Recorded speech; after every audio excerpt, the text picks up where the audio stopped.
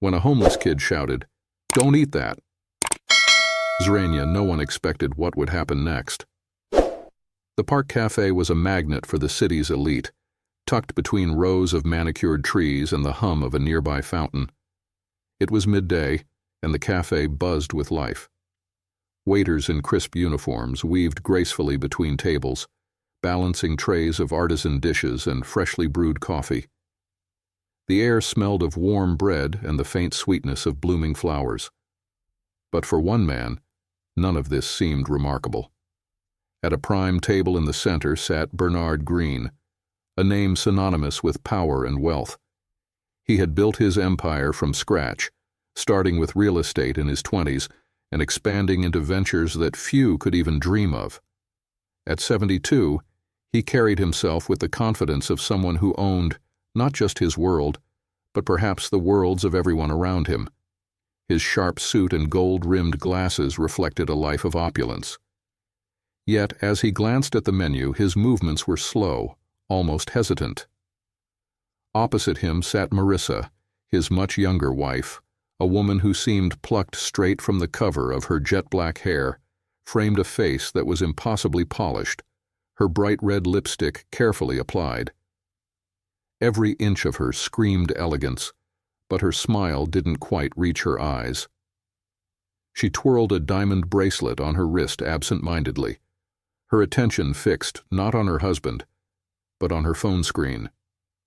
Nearby, a boy lingered just beyond the patio fence.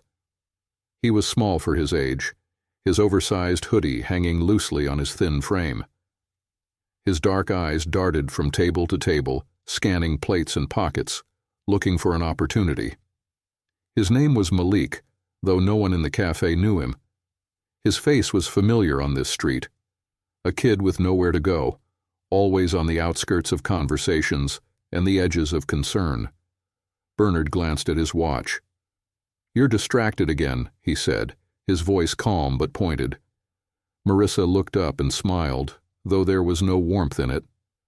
"I'm right here," she replied sweetly, reaching across the table to place her hand on his. "You know how much I enjoy these lunches." Malik's stomach growled. He moved closer, his footsteps almost silent as he leaned against the patio railing. His eyes landed on Bernard's table. It was the kind of meal he hadn't seen up close in months, a pristine white bowl of soup, flanked by fresh bread and a glass of sparkling water.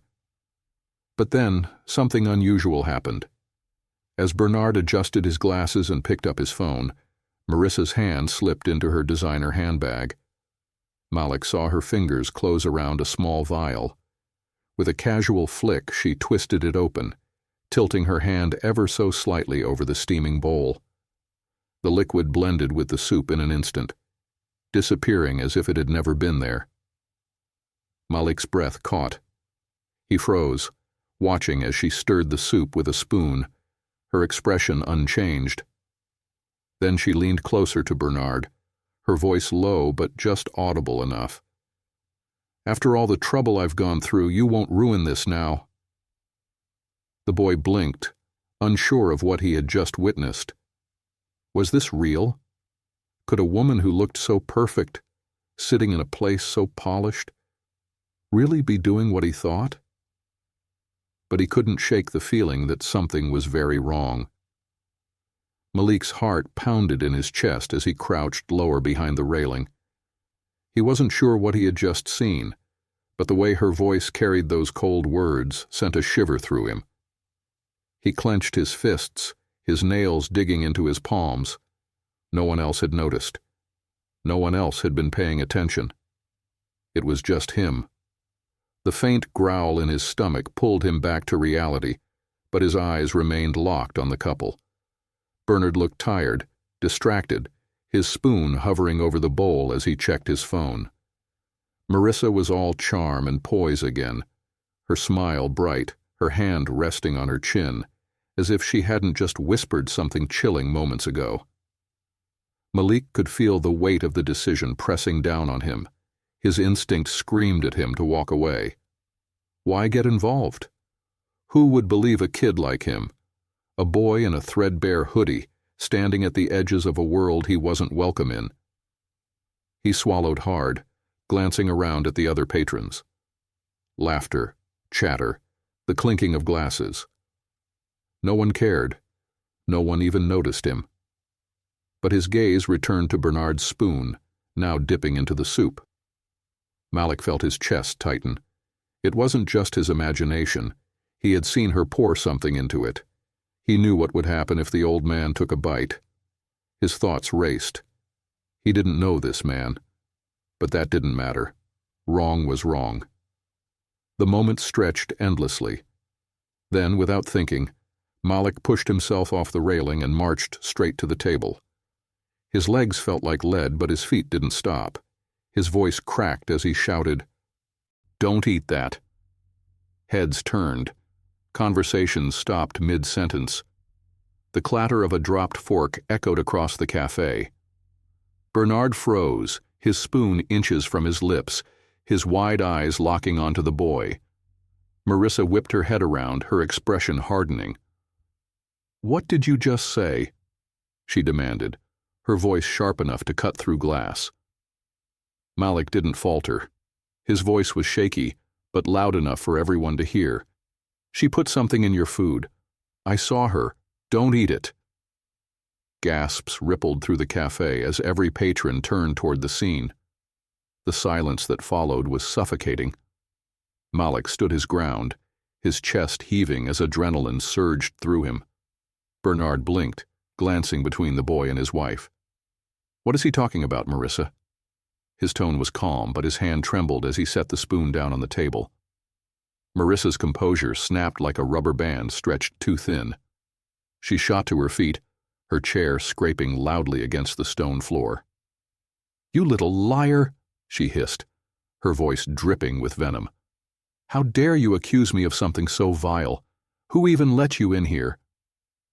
The words stung, but Malik didn't back down. His eyes remained locked on Bernard's, desperate to make him see the truth. "I saw her," he insisted. "She poured something into your soup when you weren't looking. You can smell it if you don't believe me." Bernard's face paled as he turned toward his wife, his eyes narrowing. "Marissa, what's going on?" Bernard asked, his voice quiet but firm. Marissa scoffed, waving a dismissive hand. "He's just trying to cause trouble. Look at him. He probably just wants money or food."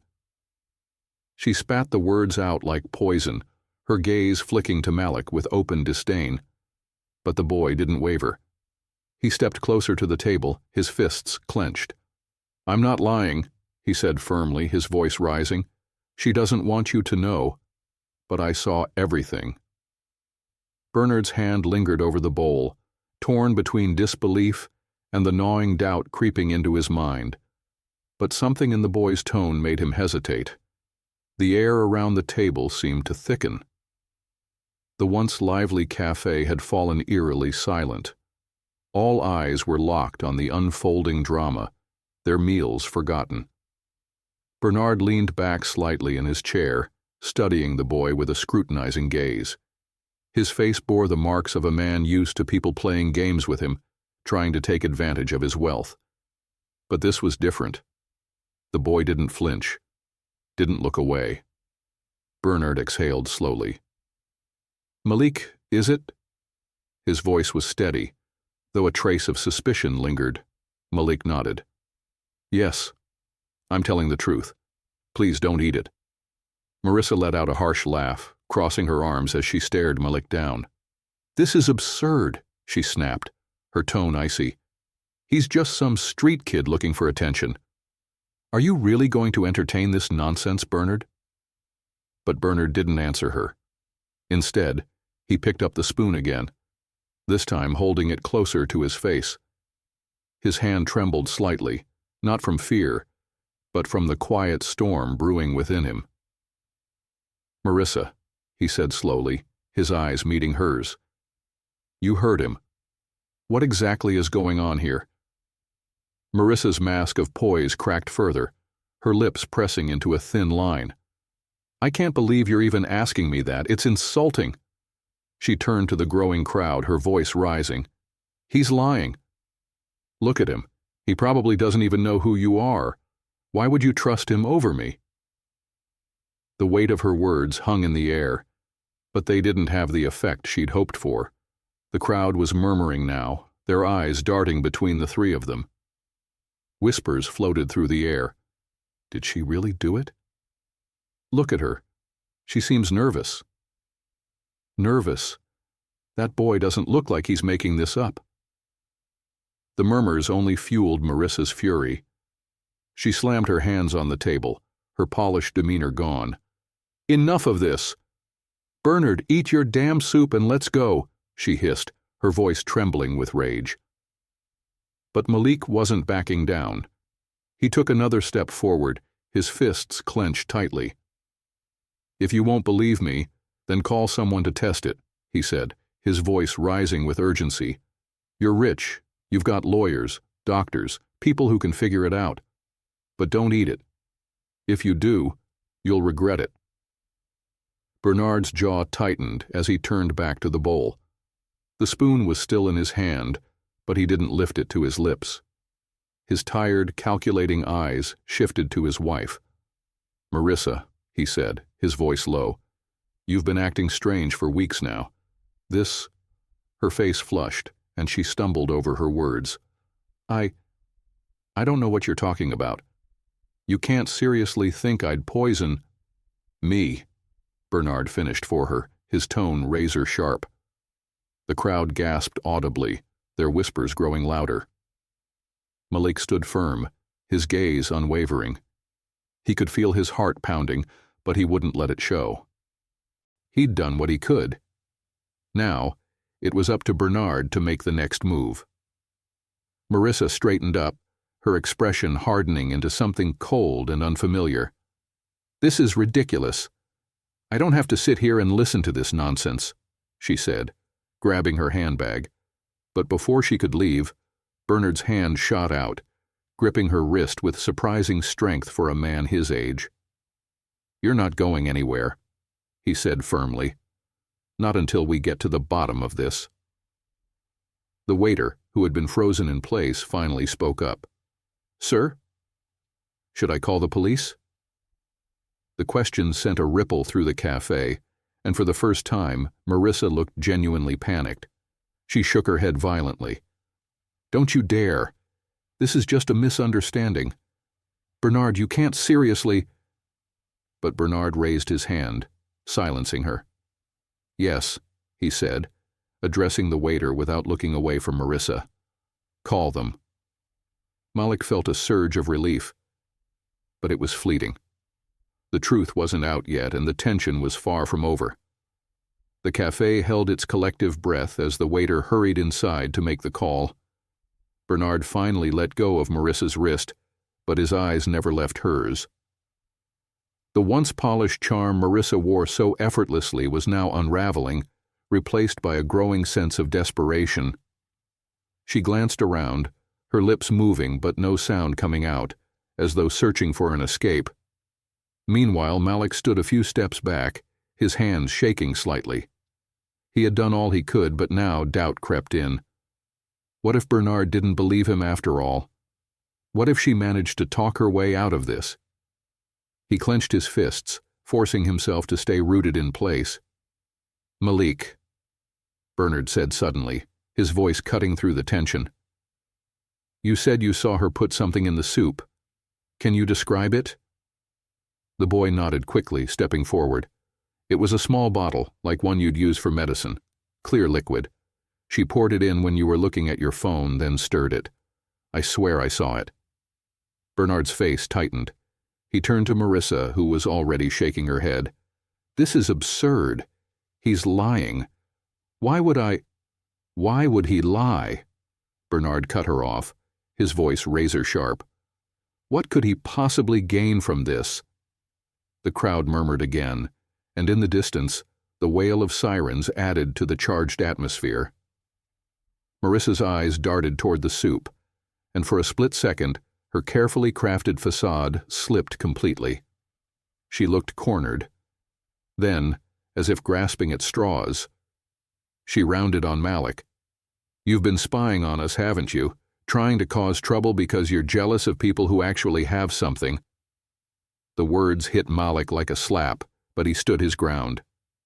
"I'm not jealous," he said firmly. "I saw what I saw, and I couldn't just stand there and let you hurt him." The sirens grew louder. Moments later, 2 police officers entered the cafe. The room seemed to shrink as they approached the table, their hands resting on their belts. "What's going on here?" one of them asked, his tone neutral but authoritative. Bernard stood, his towering frame still commanding respect despite his age. "Officers, I need you to take a look at this," he said, gesturing toward the bowl of soup. "This boy claims my wife poisoned it." The officers exchanged glances, their expressions carefully blank. One of them leaned down, sniffing the bowl cautiously, then turned to Marissa. "Ma'am, do you have anything to say about this?" Her face turned crimson. "This is ridiculous," she snapped. "He's just a street kid trying to make trouble. Bernard, you're really going to let this nonsense go this far?" But the officer wasn't buying her deflection. "We need to test the contents," he said, reaching for the bowl. "No," Marissa snapped, her voice rising. The outburst drew even more attention, and her sudden panic only made her look guiltier. The officer paused, narrowing his eyes.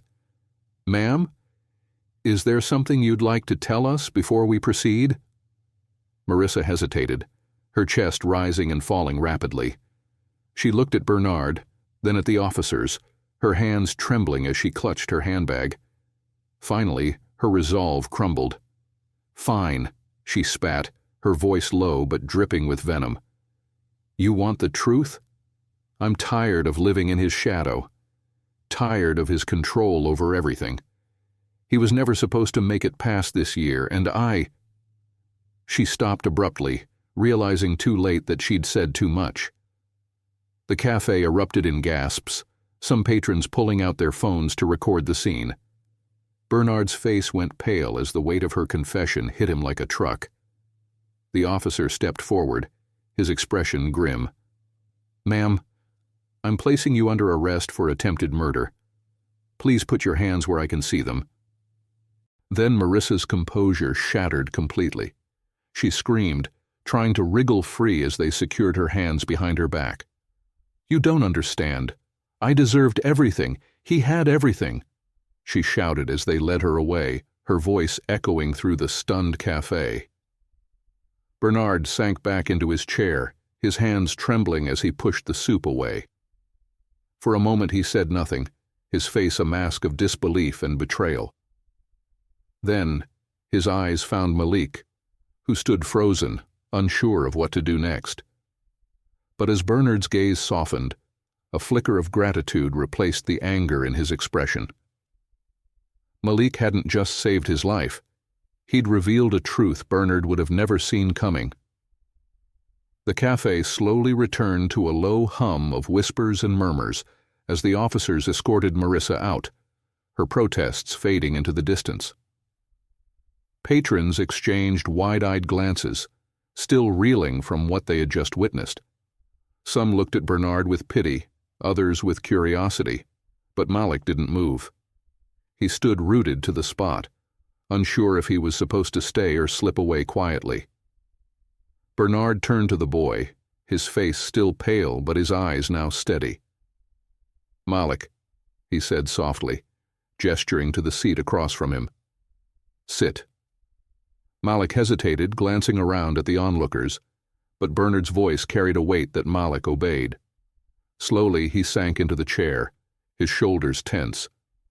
"You saved my life," Bernard said, his voice low but firm. "I don't know how I can ever repay you." Malik fidgeted, his hands gripping the edge of the table. I couldn't let it happen," he said quietly. "I couldn't just watch and say nothing." Bernard nodded, his gaze distant for a moment, as if replaying the entire ordeal in his mind. "Most people would have," he said after a pause. "They would have turned the other way, pretended they didn't see. "But you didn't. That took courage, boy." Malik shrugged, his voice barely above a whisper. "I guess I don't like seeing people get hurt, that's all." Bernard leaned back, studying the boy. For the first time, he really saw him, not just as a scrappy kid on the streets, but as someone with a story, a soul. "How long have you been out here?" The question caught Malik off guard. He looked away, his voice tinged with embarrassment. "Oh, a while." Bernard frowned but didn't press. Instead, he reached into his pocket, and Bernard pulled out a sleek black phone. "Wait here," he said, standing and stepping aside to make a call. Malik watched him, unsure of what to do. His heart pounded with anxiety. Was he in trouble now? Was Bernard going to call someone to have him removed? But when Bernard returned, his expression was calm, almost kind. "Help is on the way," he said simply. "Help?" Malik asked, his brow furrowing. Bernard nodded. "I called someone I trust. They'll make sure you have a place to sleep tonight, somewhere safe, and if you'll let me, I'd like to do more than that." The boy's eyes widened. "You don't have to do that," he said quickly, his voice defensive. "I didn't do this for money or anything." Bernard smiled faintly. "I know. That's why I want to help you. You did something most people wouldn't have. And trust me, Malik, if the world had more people like you, it would be a much better place." For the first time in a long while, Malik felt a warmth he couldn't quite describe. He looked down, unsure of what to say. The cafe patrons began to disperse, but the weight of what had happened lingered in the air. Bernard picked up his glass of water, taking a long sip before speaking again. "Sometimes life gives us the chance to change someone else's story," he said. Bernard's voice was thoughtful. "You changed mine today, Malik. And maybe, just maybe, I can help change yours." The boy glanced up at him, his dark eyes glistening with something he hadn't allowed himself to feel in years, hope. As the two sat in silence, the sun continued its arc across the sky, casting long shadows across the cafe. The lesson wasn't lost on anyone who had witnessed the event. Courage doesn't always wear a suit, and kindness doesn't always come from the wealthy. Sometimes it's the people we overlook who possess the greatest strength of all. In the end, Malik's bravery didn't just save a life. It reminded everyone in that cafe of the power of standing up for what's right, no matter the odds. If this story moved you, don't forget to hit that subscribe button and join us for more tales of courage, truth, and redemption. Share this video with someone who might need a reminder that even small actions can create life-changing impacts.